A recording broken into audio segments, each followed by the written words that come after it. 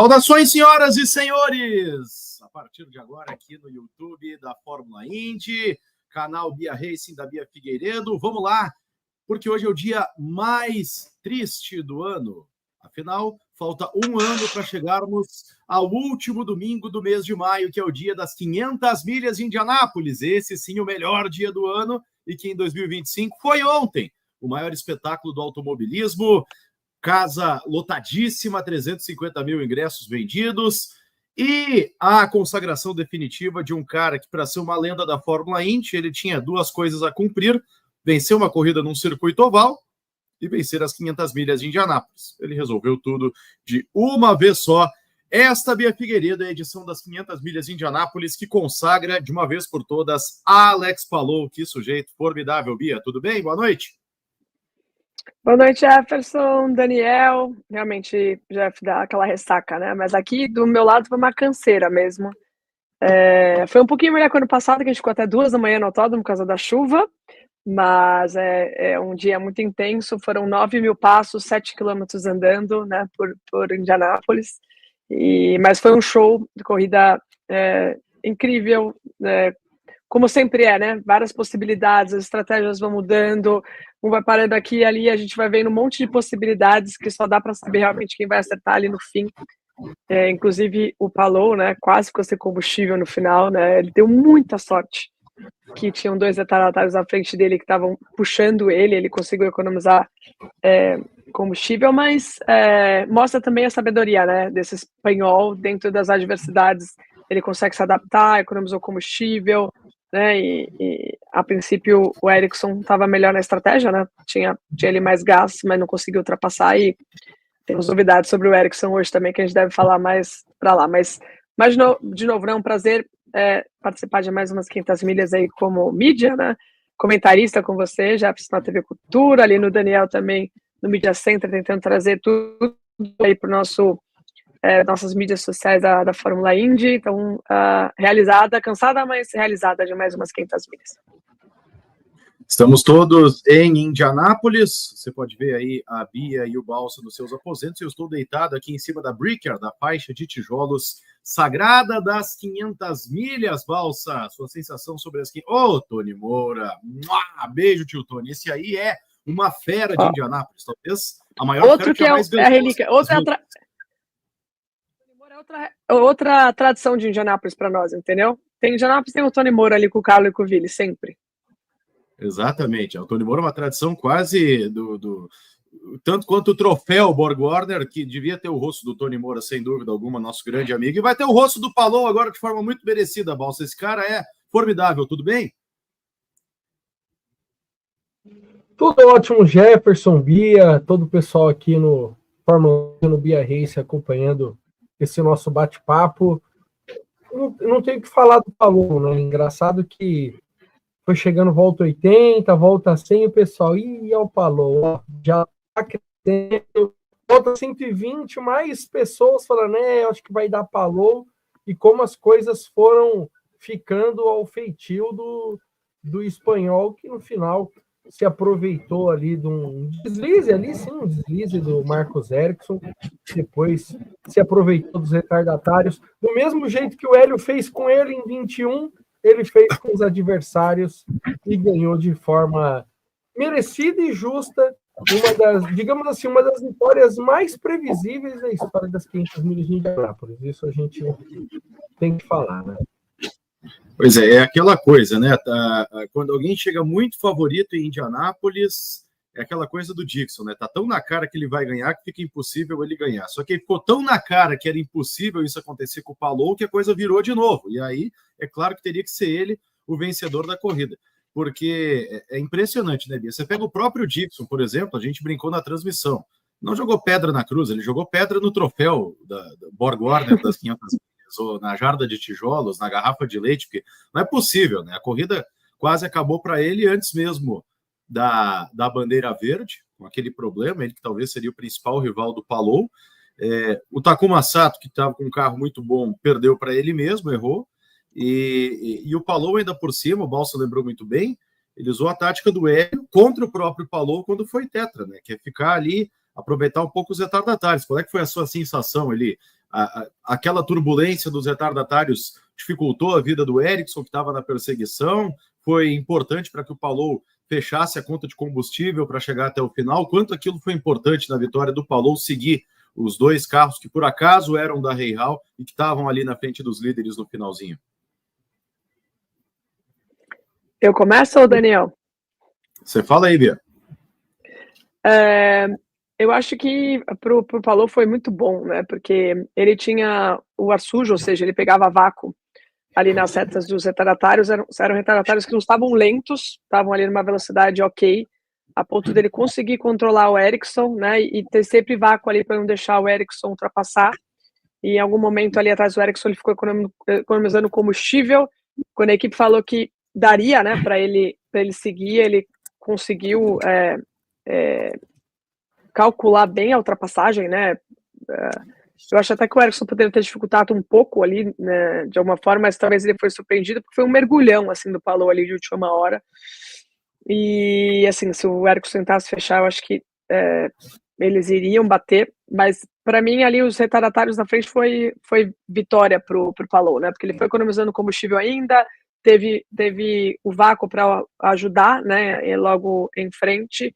Até fiquei me perguntando no final da corrida se não tinha alguma regra para os retardatários sempre saírem da frente no final da corrida, sabe? Para deixar limpo ali para os líderes, mas isso só acontece se acontece uma bandeira amarela. Eles tiram os retardatários e não em bandeira verde. E é comum, né? Na Indy o pessoal não tira muito pé. Você tem que colocar ali de lado, eles relativamente facilitam, né? Porque se tem uma bandeira amarela, esse pessoal vai para o final do grid, tem chance também de... Não perde uma volta, né? Tem chance de fazer alguma coisa. E o próprio Palou comentou isso na pós-entrevista dele, né? Que para ele foi muito bom ter os retardatários ali, ajudou bastante nessa parte de economia de combustível, já que ele estava, acho que 3 voltas mais curto que o Ericsson. Como é que o pessoal, Balsa, reagiu nas arquibancadas depois da vitória do Palou? A comemoração dele foi sensacional, saindo do carro, jogou luva, pulou, foi uma comemoração incrível. Como é que a arquibancada de Indianápolis reagiu depois da vitória do Palou? A reação foi a melhor possível, né? Eu acho que até é legal a gente falar sobre reação do público, porque a gente percebeu que a maioria das pessoas não queria que o Newgarden ganhasse. Então, quando o Newgarden abandonou, teve uma certa vibração, óbvio que não exclusiva quanto a vitória do Palou, porque ele ainda estava se desenrolando, né?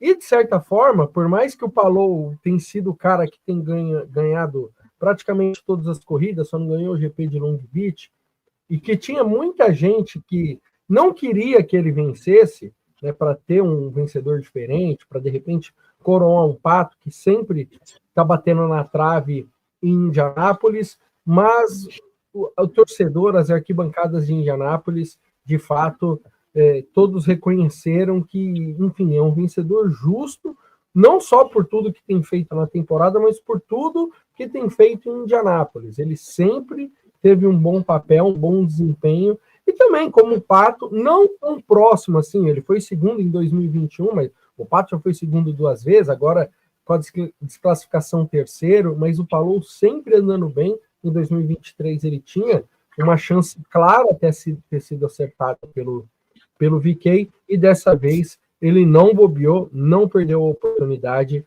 e fez enfim, né, teve justiça aí ao ótimo desempenho que ele apresentou nas 500 milhas de Indianápolis.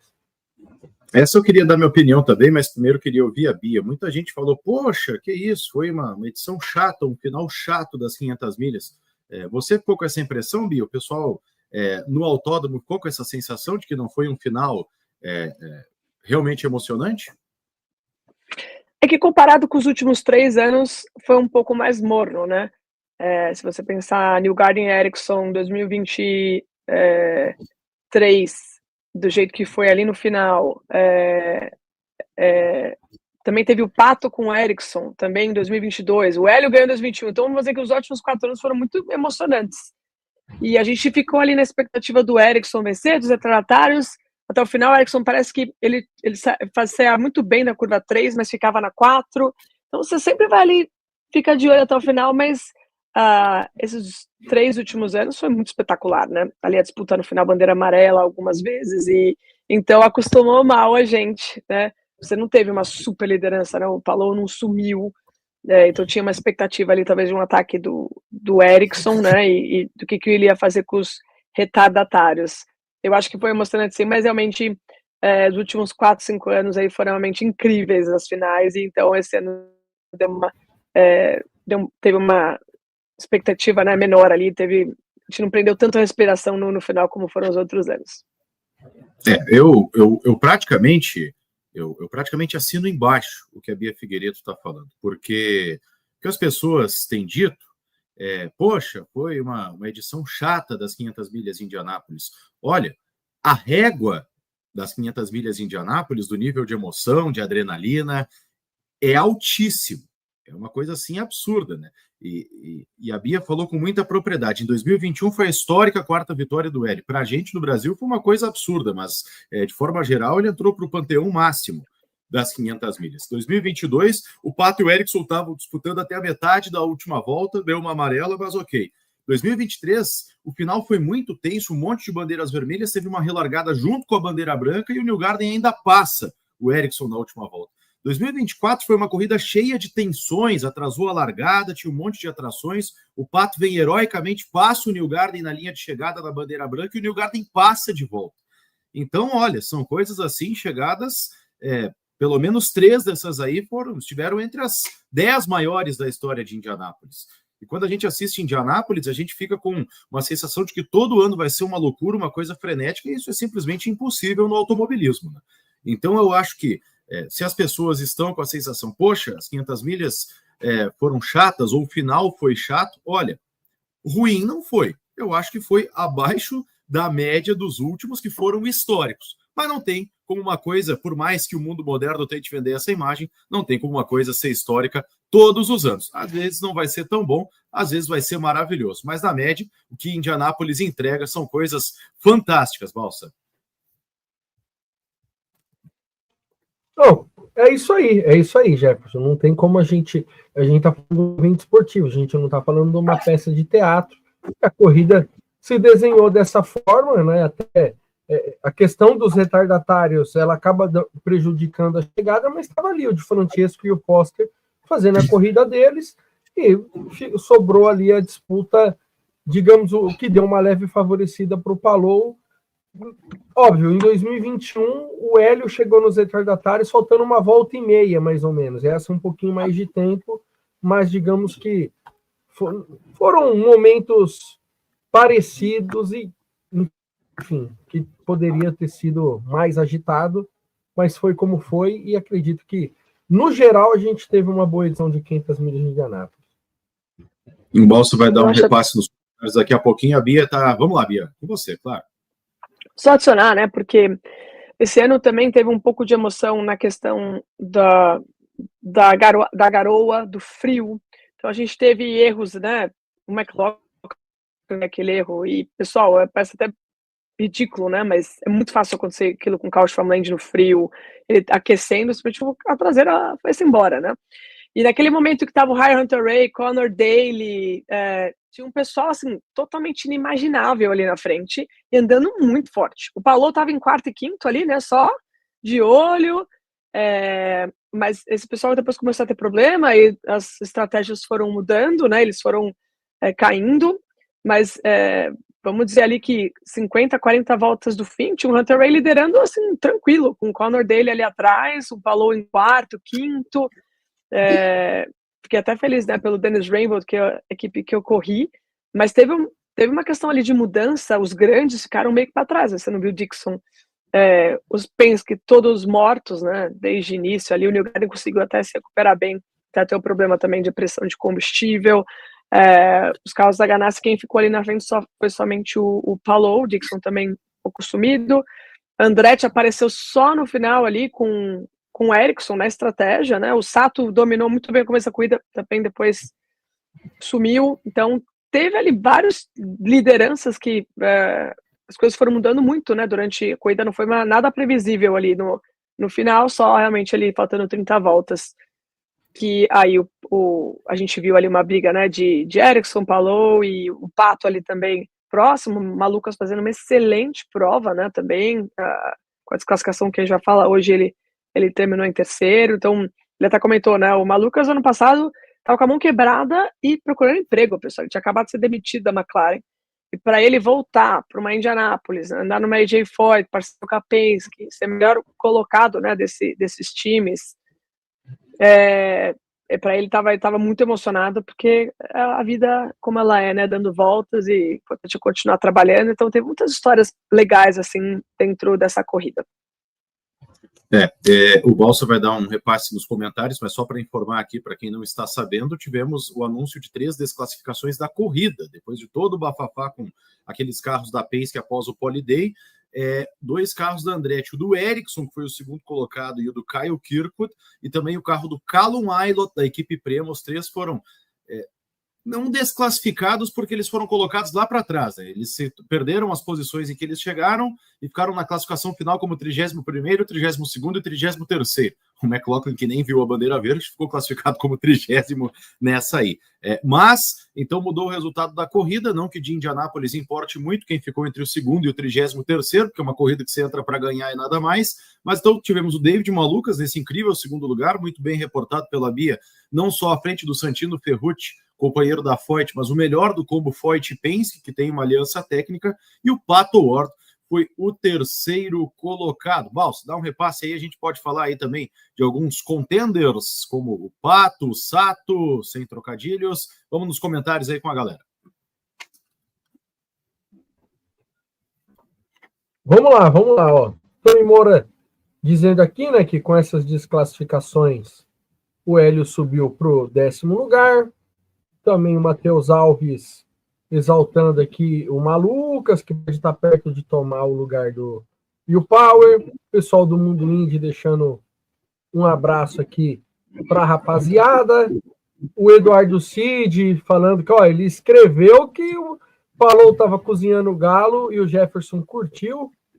Eu já até coloquei aqui, né? Mas o Marcelo Ernst aqui também falando da história do McLaughlin. Tem o Robson Anchieta por aqui. Ele está falando do câmbio do Hélio, mas a gente vai falar isso um pouquinho mais para frente. O Zoco está por aqui. A galera vai chegando. O Marcos Albuquerque, o Silvio Sanches, todo mundo chegando aqui conosco. O Tissan, não é Tio Sam, é o Tissan. O Túlio Ferreira, a galera em peso aqui na live no Fórmula Indy e também no canal Bia Racing. Que maravilha, vamos lá, vamos falar um pouco de outros personagens aí. A gente falou um pouco do Malucas, eu quero que a Bia... Aliás, antes de personagens, tem um assunto importante, só para fechar o assunto, para a gente não perder o fio da meada, dentro dessa coisa, poxa, as 500 milhas não foram tão boas quanto nos últimos anos, e muita gente associando isso com o híbrido, que pela primeira vez esteve nas 500 milhas. Bia, você acha que o híbrido teve algum impacto negativo em matéria de competitividade nessa edição das 500 milhas? Sua visão de pilota? Acho que não, Jefferson. O sistema híbrido, pelo que eu entendi, até o Palou comentando pós-corrida, né? Para você regenerar, você tinha que tirar o pé, fazer algumas coisas que iam te fazer perder tempo em algum momento. Então, assim, tem uma bandeira amarela, todo mundo tira o pé. Você regenera também quando vai para o box. Ou, né, com muito controle, tirar ali o pé quando tem um tráfego na frente. Mas, pelo que eu entendi, ele falou que foi difícil, assim, seria difícil monitorar isso bem, porque não é um circuito misto, né, que você está constantemente freando, desacelerando. Então, eu acho que não teve, acho que não foi uma questão assim, acho que o híbrido não tem nada a ver com isso. A gente teve boas disputas, boas ultrapassagens, a gente não viu, assim, com o híbrido, ultrapassagens muito mais fáceis, né. Eu acho que isso realmente não aconteceu. Então, não vejo que o híbrido tenha atrapalhado. E confesso até que gostaria de ler mais e entender mais o que os pilotos falaram, se eles conseguiram realmente usar o híbrido em Indianápolis, se foi algo que realmente ajudou, ou acabou sendo algo que eles nem utilizaram, ou utilizaram muito pouco, porque não conseguiam regenerar ali aquela energia. Acho que isso aí vai repercutir ainda durante a semana. Mais notícias aqui. a bolsa, ou seja, a premiação total distribuída entre os 33 pilotos das 500 milhas, batendo o recorde, 20 milhões de dólares no total. A premiação ao vencedor não bateu o recorde, eu explico por quê. O Palou ganhou os mesmos 3,8 milhões de dólares que o Newgarden no ano passado, mas no ano passado o Newgarden ganhou um bônus de 440 mil dólares da Borg Warner, que é a patrocinadora do troféu, que era um bônus que estava se acumulando desde 2002, na segunda vitória consecutiva do Elinho. Esse bônus era justamente, todo ano eles aumentavam essa bolsa desse bônus em 20 mil dólares. E aquilo ia ficando acumulado até que alguém conseguisse vencer a prova por 2 vezes consecutivas novamente. Então, isso que fez a diferença. É o mesmo prêmio, mas o Newgarden teve o bônus pelo bicampeonato consecutivo no ano passado. Por isso que o prêmio do Newgarden foi 4,2 milhões de dólares e o do Palou 3,8, mas 20 milhões de dólares a bolsa total, foram 17 no ano passado, uma ótima notícia.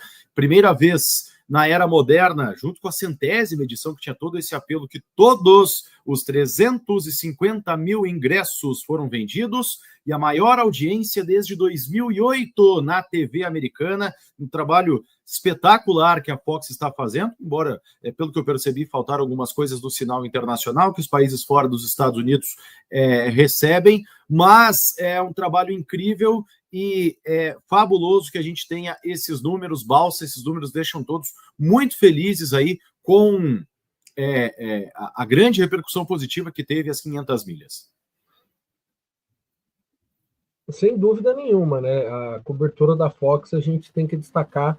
É óbvio que quando a gente acompanha do Brasil, a gente vai ver o que se fala em rede social, mas estando aqui, a gente percebeu uma ampla cobertura. Hoje mesmo, né, no dia que é o dia das fotos do campeão, não tem atividade nenhuma na pista, tinha gente da Fox lá recebendo pilotos, falando sobre as 500 milhas de Indianápolis, até fizeram eu estava acompanhando o programa, até esqueci o nome do programa, eles fizeram um top 8 dos maiores vencedores do mês de maio. O Hélio ficou em terceiro, o Palou em segundo, e aí, em forma de sátira, eles colocaram que quem mais ganhou nesse mês de maio foi o Joseph Newgarden, mas com uma grande dose de bom humor.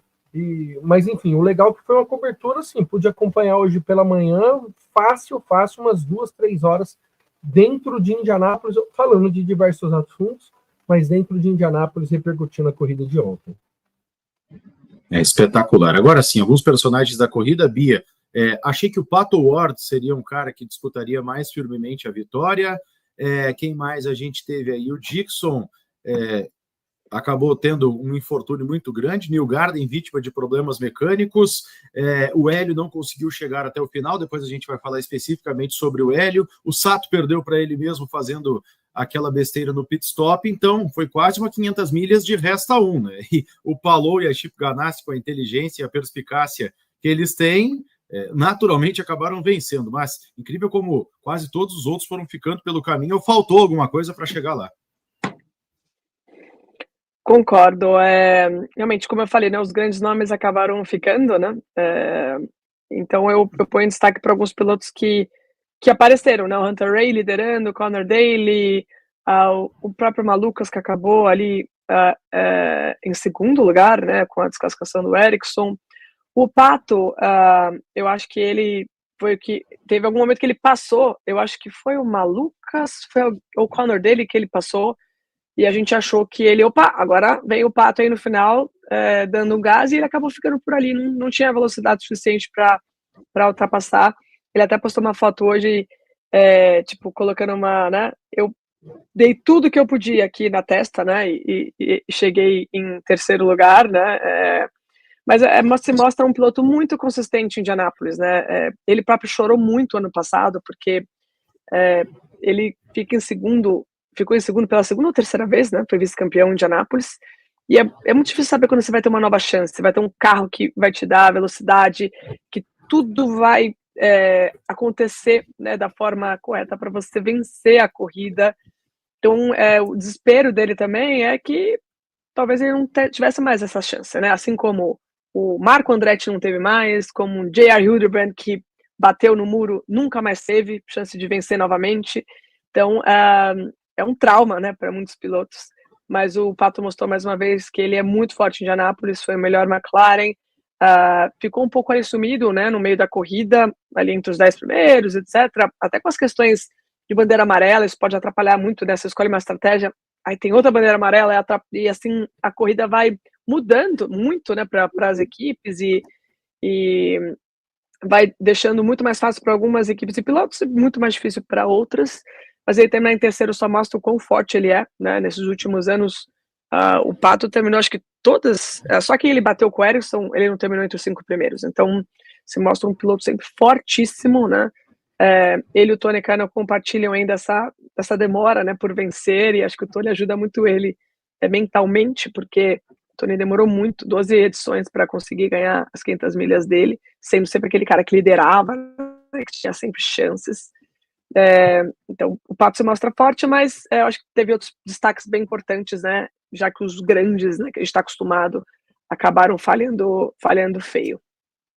O Ryan Hunter-Reay foi um pecado, né? Porque é até engraçado, porque ele estava muito bem de combustível pelas voltas do pit stop, e o que ele escreveu no próprio Twitter, ou X, ou X dele, foi que ele chegou a ter uma pane seca, não sei se eles abasteceram menos o carro no penúltimo pit stop, então quando ele foi para a última parada, ele ficou sem combustível, ele foi no embalo, parou, a equipe abasteceu, mas aí tinha ar na linha de combustível e o carro não funcionava, então por isso que o carro morreu naquela última parada, e aí ele perdeu volta e saiu completamente da briga pela vitória, mas teria sido uma história incrível, é muito no detalhe, né? Eu queria saber da Bia também, essa aí foi uma Indy 500 marcada por problemas de pit stop, né? Tudo bem, a situação do Rossi foi que o carro pegou fogo no box, mas o VK entra no pit, perde sem freio, bate, o Schwartzman e o Sato fazem strikes nos próprios mecânicos, foi um bafafá dentro do pit essa Indy 500, Bia. De novo, eu acho que o tempo frio e úmido, né, ajudam para isso. No caso do Schwartzman, os freios traseiros falharam, então quando ele acionou foi tudo para frente e travou, né? E ainda bem que nenhum dos mecânicos se machucou, mas foi um susto, né? O VK, não sei exatamente o motivo, mas saiu rodando ali na freada do pit, e os pneus frios, o pit frio ali, ninguém passa muito ali nos pits constantemente. Mas eu acho que essas rodadas, esses incidentes de pit stop, principalmente com relativos a freio, eu não sei se o Sato foi algum problema de freio ou foi erro dele mesmo, mas precisam ser consertados, porque é muito ruim para os mecânicos, né? É perigosíssimo quando um carro tem algum problema de freio, então é algo que a Indy tem que trabalhar aí como item de segurança, né? Essas questões de falha de freio. É impressionante. O Jeffer pergunta aqui qual carro que bateu na última volta, se está bem. Sim, é o Nolan Siegel, e essa é uma grande ironia, né? O carro que, tá aí a pergunta na tela, o carro que bateu é o carro que seria do Palou. Quando a McLaren foi tirar o Palou da Ganassi, isso aí seria de 22 para 23, o Ganassi bateu o pé, o Palou ficou em 23, iria em 24 para a McLaren, aí, pensando bem, eu não vou para lugar nenhum, vou ficar aqui na Ganassi. Então, até hoje, discutindo isso na justiça, e na consagração máxima do Palou aí como piloto, vencendo a corrida número 1 do mundo, essa vitória garantida, carimbada de uma vez por todas, com uma bandeira amarela a menos de meia volta do final, provocada pelo carro que seria dele com o Nolan Siegel. É realmente uma coisa impressionante. Deixa eu ver o que mais nós temos aqui. Balsa, e até aproveitar para falar sobre isso, né, Jefferson? Eu sinto que o Chip Ganassi foi assim, não, Palou, você não vai sair, né? Foi uma coisa bem que ele brigou muito para o Palou não sair. Eu acho que o Palou também desanimou a partir do momento que ele viu que ele não seria um piloto da McLaren na Fórmula 1, né? Ele não teria essa chance. Então essa briga, né? E o que tem dado certo, essa parceria entre Ganassi e McLaren, pode ser que o Palou realmente, como piloto espetacular, conseguisse, né, conquistar a McLaren e ganhar títulos e vitórias para a McLaren, né? Mas é impressionante o como ele tem dominado a IndyCar esse ano, mistos, rua. O pior resultado dele foi, acho que, o segundo lugar em Long Beach, que ele perdeu por Kirkwood. Então, é algo assim inimaginável. A Fórmula Indy é uma categoria extremamente competitiva, nomes excelentes, grandes equipes. Então, acho que nunca, talvez vocês que têm um bom histórico aí na Barça, na cabeça de vocês, Eu acho que nunca se viu tamanha dominância no começo de campeonato de um piloto de uma equipe, então como encaixou Ganassi e Palou aí juntos? Vários comentários interessantes aqui. O Mundo Indy, Ganassi disse ao jornalista Marshall Pruitt que viu o valor no Palou nas 500 milhas de 2020 na Dale Coyne, que foi o primeiro ano dele na Indy. Esse Ganassi tem um olho de águia aí que eu vou te contar uma coisa, né? Quando ele chegou na Ganassi, inclusive todo mundo, puta, mas esse cara, ele já ganhou a primeira corrida, foi campeão do primeiro ano e o resto é história. A Bia falou aí de dominância, saiu hoje uma estatística, AJ Foyt em 79, ganhou 5 das 6 primeiras corridas. Olha o nível de gente com o qual a gente está fazendo comparação numérica do Palou. AJ Foyt, só isso. Vamos ver aqui, o KSA está com umas interessantes. A terceira vitória do carro 10 nas 500 milhas, com bandeira amarela na última volta. Era com o antecessor do Palou, que o Franchitti, agora o próprio Palou. Até nisso ele segue os passos do Franchitti, né? De vilipendeia o Dixon dentro do time e acontece isso aí. Se bem que o Franchitti, ele usou, especialmente em 2012, os 50, porque eram os 50 anos da Target. Mas enfim, era o carro 10, era essa mesma turma aí. Tem mais uma boa, cadê aqui? O Andreison Silva, 2010 foi a última vez que o vencedor das 500 milhas levou o campeonato no fim do ano. O Franchitti fez isso, de novo. E que é o que vai acontecer, né? A gente ama a Indy, a gente defende a competitividade da Fórmula Indy, mas, Balsa, sei lá, eu acho mais fácil... O que eu vou falar agora para não ser expulso aqui? É mais fácil, sei lá, chover canivete de ouro na nossa cabeça do que o Palou perder esse campeonato, porque a dominância está surreal, né? Eu concordo, é isso, a dominância está surreal. O Palou, ele está agora na 6ª temporada dele na Fórmula Indy. Se ele ganhar o campeonato com 2 etapas de antecedência, a gente está falando um cara que vai ser tetracampeão com menos de 100 corridas. Isso é um absurdo. Eu quero com menos de 100 corridas, ele já vai ter 4 títulos, já tem a vitória nas 500 milhas de Indianápolis.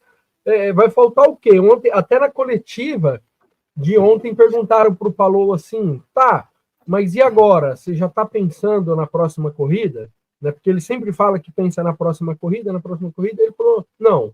Não, quer dizer, sim, eu estou pensando, óbvio que 500 milhas são grandes, eu quero celebrar, vou comemorar. Ele até falou que chegou atrasado na entrevista, porque ele estava comemorando. Ele chegou depois de 2 horas assim da corrida, depois de 1 hora que o Ericsson e o Malucas tinham falado, né? Aí falou depois do Chip Ganassi, bem breve, e ele chegou bem depois. E aí ele disse, não, eu já estou de olho numa próxima meta, né? Que ele falou, já marquei a checklist, já sou campeão da Indy, já sou campeão da Indy 500, agora eu vou atrás de uma próxima meta. E antes que alguém fale, a próxima meta é Fórmula 1, foi algo muito, tipo assim, próxima meta dentro da Indy, em continuar fazendo história na categoria. Caramba, onde vai parar o Palou? Acho que não vai parar, né? Que negócio completamente absurdo. Deixa eu ver aqui, ó. Nós tivemos ontem 483 ultrapassagens nas 500 milhas. Deixa eu ver se eu consigo o número do ano passado. Pergunta do Edu Cid sobre bandeiras amarelas. Ai, cáspita, estava aqui na minha mão. Foram 44 voltas em bandeira amarela. Aqui não diz quantas foram no total. Deixa eu ver nesse outro gráfico aqui. Box score. 7 bandeiras amarelas, 44 voltas, 45 voltas em amarela e 7 entradas do Pace Car. Balsa. Não, é só uma coisa que ontem a corrida foi muito parecida com a de 2024, que no começo foi bem travada e depois desenrolou. Tanto que a corrida de ontem, ela foi assim, acho que 30 segundos mais rápido que a corrida de 2024. Eu até estava olhando para ver se ela... para ver em quanto tempo a corrida terminou, porque a impressão era de que, por exemplo, uma corrida mais lenta dos últimos 6 anos, 10 anos. Não, mas a corrida foi inclusive mais rápida do que a edição do ano passado. O final que fez a diferença, né? E talvez a circunstância dos retardatários ali na frente, mas isso jogou a favor, por exemplo, a favor da história, especialmente do fã brasileiro, em 2021 como ele. Por um tempo um pouco menor, mas foi o que aconteceu. Foram 100 ultrapassagens a menos, aproximadamente, nesse ano. Mas às vezes o número de ultrapassagens acontece lá no meio do pelotão, não quer dizer. O final que eu acho que pegou, que fez muita diferença, que o pessoal ficou meio assim, poxa, mas não foi tão boa essa corrida, mas acho que foi uma boa 500 milhas, pode não ter sido uma histórica 500 milhas, mas é o que a gente falou, não vai ser todo dia. Falando em história, falando em Hélio, Bia Figueiredo, que dizer da corrida do Hélio Castro Neves, estava avançando muito bem, parece que em certo ponto faltou alguma coisa para que ele chegasse para pelear com o pessoal lá na frente. Você acompanhou de perto, você estava lá pelos boxes, a corrida do Helinho na campanha Penta aos 50, que infelizmente não veio, Bia.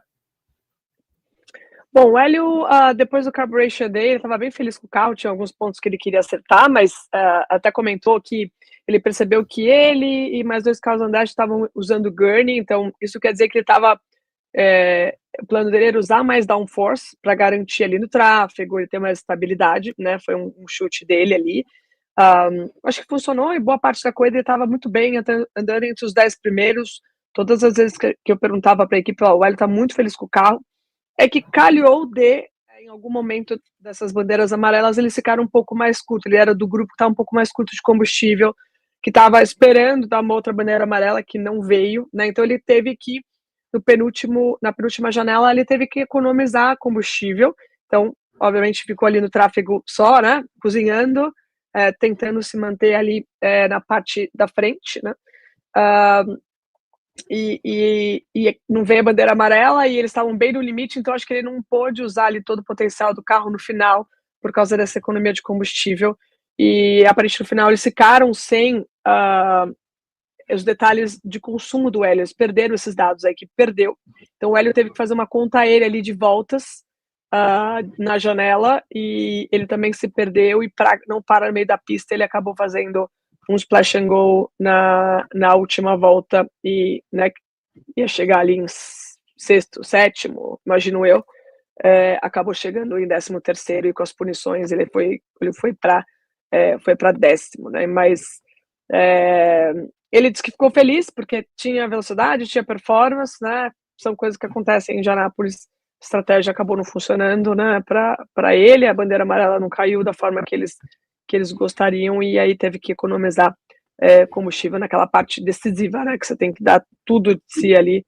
Acabou ficando só em função desse controle de combustível. Como é que você acompanhou esse mês de maio do Helinho, Balsa? Tem até uma mensagem aqui do Mate Vieira, né, que falta um carro melhor de qualificação para o Hélio, né? Uma coisa que a gente até conversou, falei com o engenheiro, com o próprio Hélio, a decisão deles para o mês de maio foi focar no carro da corrida e ficou para sexta-feira o carro da classificação, né, na Fast Friday, e eles não se acharam, acabaram não achando. Realmente faltou tempo para trabalhar num carro de classificação, só que aí eu vou no Schwartzman, que fez o primeiro treino, focou no carro de classificação para fugir do bump, óbvio, acertou o céu, mas na corrida teve ali o começo, que liderou muito também em bandeiras amarelas, cada pit stop, a cada stint, ele foi indo para trás, quando teve o acidente dele no box, ele já estava para lá de 20º, enquanto o Hélio estava crescendo e indo mais para o top. Óbvio que falta, sim, um carro de classificação para o Hélio, é um ponto. Acho que precisa melhorar nos pitstops. O Hélio estava andando na frente do Newgarden, até o pessoal do Mundo Indy disse aqui, foi o penúltimo pit do Hélio, e ele volta 3 posições atrás do Newgarden. E no último, ele estava junto do Pato, o Pato volta ali em 5º, e o Hélio, que estava logo atrás, voltou mais atrás que o Pato. Então, acho que tem essa questão do acerto para a classificação, precisam voltar a ter bons pitstops, como foi em 2021, né? Porque a Indy é aquilo que a gente vê do Palou, por exemplo. Quando se chega no pit, além do Palou estar andando e guiando fino, chega num pitstop, a Ganassi joga sempre o Palou para frente. Acho que não vou nem falar de Indianápolis, mas a gente vai falar do GP de Indianápolis no misto e no Alabama, que sempre cada pit stop o Palou voltava mais à frente. E isso vai ser muito importante nessa busca aí do Hélio para ir para o 5º lugar. Uma coisa que ele até relatou foi que ele tentou fazer ultrapassagens ontem e o carro acabava batendo no limitador. um ajuste de marcha que não caiu certo. Ele falou, eu tentava pôr de lado e não ia. Então, uma pena. E ele lamentou muito, porque o acerto do carro para ele, o acerto estava muito bom, e ele fala, foi uma oportunidade perdida e deixou no ar. Eu me recuso a não estar aqui ano que vem. Exatamente. O Hélio, ele passou o Newgarden aí algumas vezes dentro da pista. O Newgarden estava com um foguete de carro, muito bem lembrado. Ele estava acompanhando o Pato. Acho que as coisas que têm sido fundamentais, o Hélio é um cara que tem toda a velocidade, qualidade, talento para, mesmo já tendo 50 anos, participar ano que vem, talvez até além das 500 milhas, ainda mais com essa parceria técnica da equipe dele, a Meyer Shank, com a Chip Ganassi, que ganhou a corrida, que é a grande potência, mais do que a Penske hoje na Fórmula Indy. As duas coisas que me parece que tem pesado nos últimos anos são posição de classificação. O Hélio, desde o último ano dele de Penske, em 2020, ele larga sempre do 20º lugar para trás. O único ano que ele largou para frente foi em 2021, que ele largou em 8º e aí ganhou a corrida, mesmo completamente desacreditado. E essa questão de trabalho de pit, né? Quando você está numa equipe de um porte menor, que se não tem mecânicos gabaritados, como tem Penske, Chip Ganassi, McLaren, por exemplo, você tem uma tendência aí a perder um pouco de terreno no pit, que aconteceu. Foi lembrado aí de que, em certo momento, ele entrou na frente, acho que do Newgarden, voltou 3 posições atrás. Mesmo que tenha sido uma equipe de pit com muita gente do IMSA, da equipe do Meyer Shank no IMSA, que trabalham juntos e etc., é uma outra coisa. Há um tempo atrás, tinha equipes que participavam do GP de Indianápolis, no circuito misto, no começo do mês de maio, um pouco para se entrosar, para entrosar esse tipo de coisa. Não sei se seria o caso, isso tem um custo, mas acho que o Hélio tem toda a velocidade, toda a capacidade de continuar correndo ano que vem e além em Indianápolis. Os pontos que foram cruciais esse ano e talvez, acho que em anos anteriores também, foram posição de classificação, que por N motivos não encaixaram, isso de largar do 20º lugar para trás, e trabalho de pit stop. Mas acho que a possibilidade de penta é uma realidade dos próximos anos, se esses fatores se encaixarem. Bia? Não, o Daniel lembrou super bem dessa questão da marcha, que ele também comentou comigo. Ele já tinha alongado um pouco a sexta marcha por Carburation Day. Depois do Carburation Day, ele pediu para alongar um pouquinho, mas deve ter faltado ali uns 100, 200 giros. Isso faz uma diferença gigantesca, assim, né? Para completar aquela ultrapassagem, dava limitador e ele acabava não conseguindo completar a ultrapassagem em alguns momentos que ele entendeu que teria combustível ali para o final, né? De qualquer jeito, eu acho que assim, algumas coisas teriam que colocar o Elinho ali mais para o bolo dos 5 primeiros para ele ter alguma chance, mas é um cara que é sempre competitivo, né? Sempre pode surpreender. Demorou 10 anos para ele ganhar, né, a quarta 500 milhas. Então, e o Michael Shank, eu perguntei para ele no final ali da prova TV Cultura, ele explicou ali do erro da equipe, dos dados não estavam funcionando, e aí eu perguntei se teríamos ali no ano que vem. Ele, não, com certeza, temos que estar e vamos tentar mais uma vez. Então, ele tem uma grande carinho aí pela equipe, admiração, né? E vamos torcer para. Eu acho que o Hélio tem físico, mental aí por uns bons anos ainda, mas realmente encaixar a equipe. Espero que continue com essa parceria com a Ganassi, para ele ter um bom carro em mãos aí para tentar o Penta. Bom, vamos lá. Hoje tivemos desclassificações. Bia, desclassificação. Balsa, repassa aí o que aconteceu e eu quero que a Bia traga a visão dela de pilota sobre as desclassificações, 2 carros do Andretti, Caio Kirko e Marcus Ericsson, que na pista terminou em segundo, e também do Callum Ilott. Embora o Schwartzman tenha largado na pole, foi hoje escolhido o melhor novato, e acho que muito justo, só pelo que fez na classificação, apesar da corrida ruim. O Callum Ilott da Prema também foi desclassificado. Balsa, o que houve? Bia, depois comenta aí pra gente, por favor. Basicamente flagraram, não teve uma instalação adequada do sistema de armazenamento de energia, né, do motor híbrido nos carros do Andretti, e a asa dianteira do carro do Ilott estava fora dos parâmetros, e aí eles foram desclassificados da prova. Cada carro tomou uma multa de $100 mil, e digamos que o chefe dessas equipes, da equipe do carro, eles estão suspensos para o GP de Detroit. Então, eles jogaram esses pilotos conforme a posição em pista para as últimas posições. Aí, como o Erickson foi segundo, ele virou o 31º, o sexto, que foi o Kierkegaard, caiu para 32º, e o 12º, o Aylot, ficou com a 33ª posição. E aí, lembrando, até o que o próprio Jefferson mencionou, o McLaughlin, que nem largou, não foi o lanterninha da vez, né? Bom, eu ia até perguntar se vocês sabiam, porque eu só vi aqui, houve aí a classificação dos 3, mas não sabia o motivo, tá?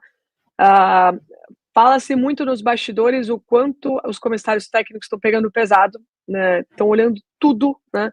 Eu acho que até a questão da Penske, né, que foi pega, então eles querem realmente ter certeza que todos os carros estão dentro do regulamento, e até questões de segurança estão sendo pegas e multadas e estão querendo também tomar ponto. Então, o comentário das equipes é que os comissários técnicos estão bem em cima das equipes, tá? Então, a gente pode ter aí, durante o ano aí alguns mais classificações acontecendo. Eu confesso que na época que eu corri na Fórmula Indy era um pouco mais livre. Então, por exemplo, muito comum nos ovais, e principalmente em Indianápolis, classificar, então separar os freios, as pastilhas do disco. Então, você tinha que lembrar de uma volta antes, né? Acabou a volta, você já tinha que começar a bombear os freios, porque eles estavam todos para trás, para não ter nenhum tipo de atrito no freio, né? Isso era ilegal, e as equipes já tinham em mente assim, era $5.000 de multa, sabe? Então, vale a pena arriscar, e hoje já tem classificação, já tem, né? Já tem a LAD por causa disso, então tá mudando. Nunca, eu não me lembro, tá? Mas eu nunca vi alguém ser desclassificado nas 500 milhas de Anápolis. Nunca ouvi um pós falando que alguém foi desclassificado. Para mim é novidade, posso ter a memória ruim, mas não é comum. Então você vê que as coisas estão mudando, eles estão ficando muito mais em cima dessas questões técnicas, e as equipes vão ter que estar ligadas, porque não é só o regulamento do começo do ano, tem adendos durante o ano, né? Vai mudar isso, vai mudar aquilo, questões de segurança, questões técnicas, né, para deixar a categoria competitiva, e as equipes têm que estar super atentas, né, em ler ler o regulamento inicialmente, e depois os adendos, para não terem chance, né, de ficarem fora aí das regularidades e tomar uma classificação e multa, né, pesadíssima, $100.000, a Andretti tomou $200.000 de multa, não é brincadeira não. Sem dúvida, Bia, até o Jefferson caiu, acho que ele foi desclassificado aqui da live. Quando ele viu $100.000, ele caiu duro, né? Não, já caiu duro. O Jefferson, tô até puxando aqui o roteiro que eu deixei no celular, eu coloquei aqui no computador. Mas realmente, Bia, eu também não lembro de uma desclassificação de 500 milhas de Indianápolis, enquanto está aqui agora o Jefferson de volta. Não foi uma desclassificação, foi no máximo um drive-thru agora, né, Jefferson? Ih! O Jefferson tá travado, realmente chocou ele essa coisa da classificação, ficou chocado. Do $100 mil. Até uma coisa, Bia, que eu fiquei sabendo ontem, já na calada da noite. Agora sim, Jefferson Kern pagou o stop and go. Foi drive-thru. Oscilou o meu sistema híbrido aqui, tipo o Scott Dixon. A gente pensou que você foi desclassificado da live, mas tudo bem. Não, ainda não. Eu não, por favor. O que você ficou sabendo na calada da noite aí, Balsa? Fiquei curioso. Então, na calada da noite, eu fiquei sabendo que depois do Open Test, a Ganassi viu a história do alternador, do atenuador, e que isso teria sido comentado, né, antes com a Indy e tudo mais, e ficou meio assim, então deixaram pro momento da classificação de Indianápolis, que não teria muito como voltar atrás, né? E aí, a partir disso, se estabeleceu uma nova régua dentro da categoria, né? Para observar esse tipo de situação. Porque, no geral, pelo menos publicamente, os chefes de equipe, engenheiros de todas as equipes dizem que a mudança ali que a Penske fez pouco muda, né? Não tem diferença para desempenho, né? Mas alguém não viu o regulamento e aí virou uma bola de neve, né? E subiu a régua agora de avaliação dentro da categoria. Exatamente, eu acho que o próprio Tony Kanaan, eu assino embaixo praticamente, até a metáfora que ele usou foi quase a mesma que eu tinha utilizado sem ver a entrevista dele, de que se você cruza o sinal vermelho e não bate o carro, não quer dizer que você não vai ser multado. Eu tinha dito, se andar 90 por hora numa estrada que o limite é 80, se alguém te flagrar, você é multado, porque todo mundo está dizendo que aquilo é um Penske Perfect, aquele estilo da Penske de camisa bem passada para dentro da calça, com os botões arrumadinhos, é isso, eles queriam o carro, um brinco lisinho, não era uma coisa, nesse caso, por ganho de performance. Parece muito mais ter sido uma coisa de que o pessoal descontente com a equipe Penske, com o caso do Push to Pass do ano passado, esse sim que pegou muito mal, com coisas da governança da categoria, parece que quiseram atacar por isso.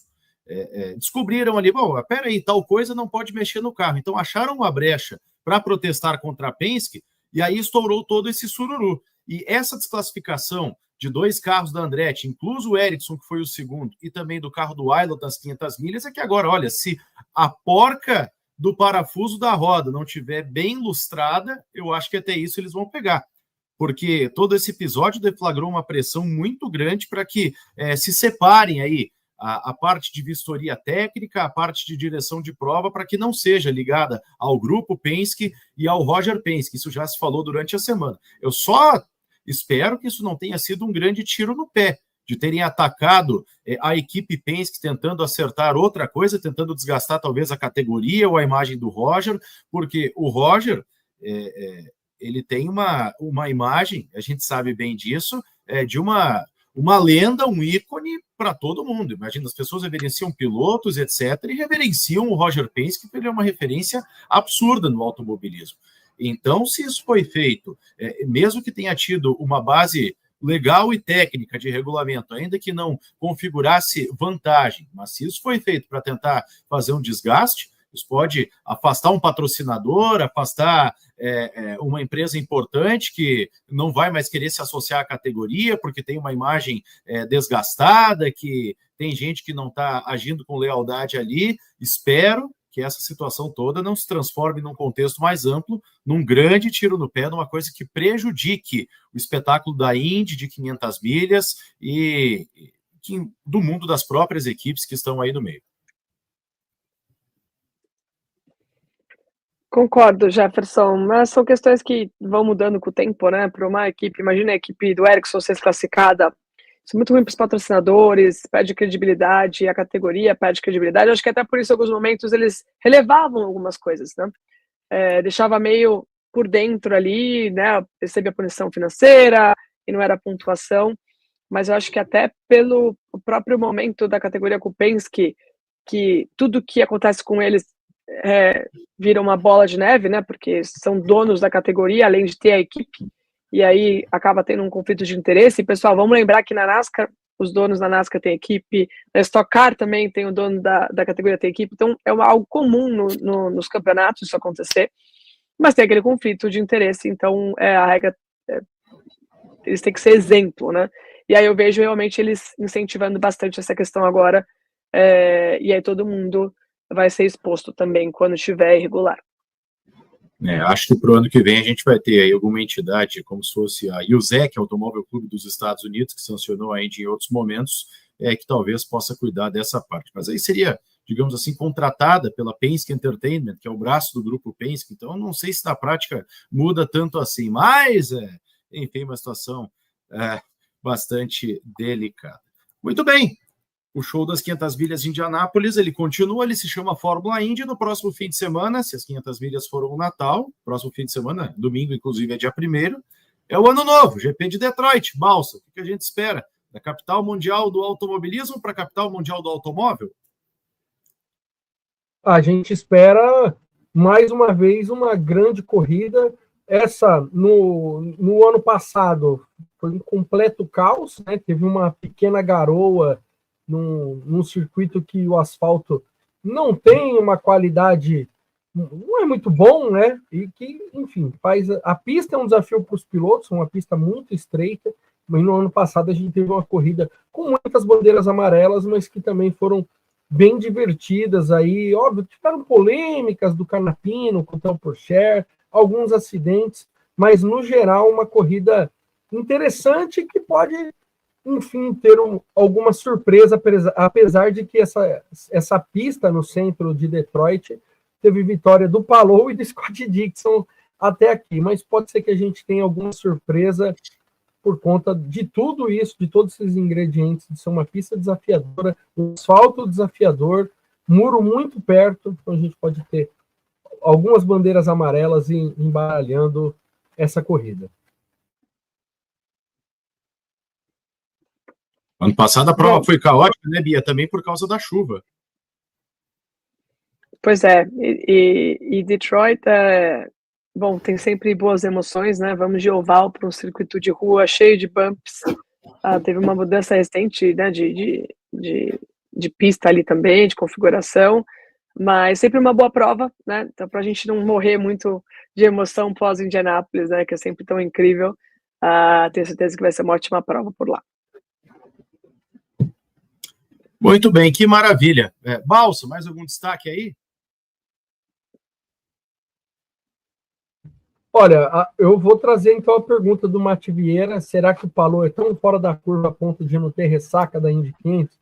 Cara, do jeito que ele comemorou ontem, saiu da pista, foi pro jogo do Pacers, essa semana vai viajar os Estados Unidos inteiro, e com 100 lá de pontos na liderança do campeonato, eu acho que ele vai ter ressaca. Ele ainda é humano, não parece, mas ele ainda é humano, o Alex falou.